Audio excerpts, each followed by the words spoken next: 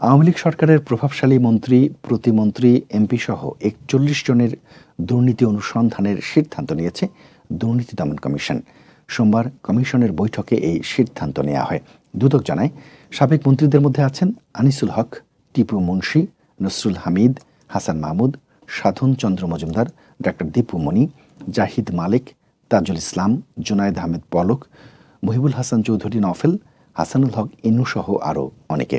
এছাড়াও সাবেক এমপিদের মধ্যে আছেন শেখ হেলাল উদ্দিন, শেখ আফিল উদ্দিন, কাজী নাবিল আহমেদ, কুজেন্দ্রলাল ত্রিপুরা, মেহের আফরোজ চুমকি, স্বপন ভট্টাচার্য, আনোয়ার হোসেন মঞ্জু, আবু সাইদ আল মাহমুদ স্বপন।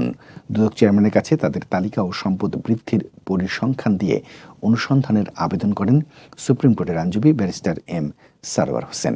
গত ১৫ বছরে মন্ত্রী এমপিদের মধ্যে কারো কারো আয় বেড়েছে, কারো স্থাবর ও অস্থাবর সম্পদ বেড়েছে। এক্ষেত্রে সর্বনিম্ন ১০০ গুণ থেকে কয়েক হাজার গুণ বেড়েছে সম্পদ।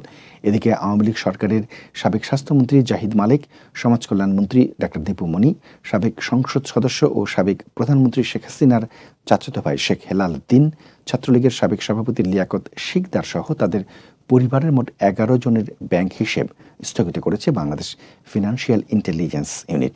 এর বাইরে সেনাবাহিনী থেকে অব্যাহতিপ্রাপ্ত এবং টেলিযোগাযোগ নজরদারির জাতীয় সংস্থা ন্যাশনাল টেলিকমিউনিকেশন মনিটরিং সেন্টারের সাবেক মহাপরিচালক মেজর জেনারেল জিয়াউল আহসানের ব্যাংক হিসেবেও স্থগিত করা হয়েছে।